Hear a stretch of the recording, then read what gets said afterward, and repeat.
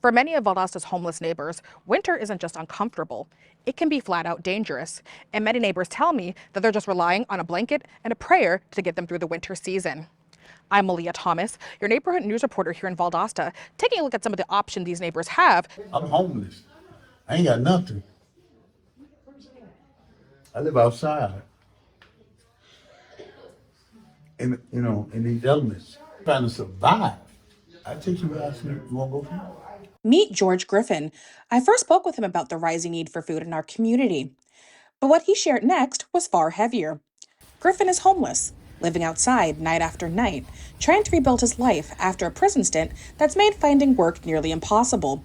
When he showed me where he sleeps, he pointed to nothing more than a blanket, a grocery cart, and a patch of grass he calls a pillow. For Griffin, the cold is just one danger. The other is spending the night in high crime areas, with nowhere secure to rest and no winter shelter opening up anytime soon. In previous winters, Lamp and the city stepped in with emergency warming shelters. But this year, funding cuts, skyrocketing demand, as well as food cuts mean that those doors can't stay open, even as temperatures start to dip. Executive Director of Lamp Yershma Flanders says they're committed to helping as much as they can.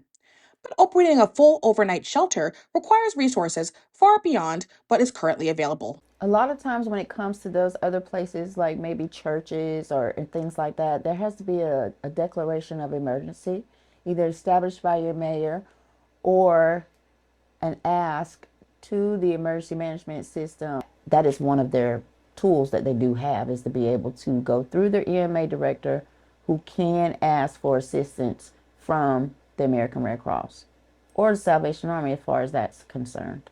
Right now, according to the National Alliance in Georgia, 12,000 Georgians like Griffin are in limbo as December gets colder and temperatures get lower. And of those thousands of homeless Georgians, over 700 of them will die each year due to hypothermia from cold weather. And for Valdosta, that's not just a statistic, it's a warning. In Valdosta, I'm Malia Thomas, reporting for ABC 27.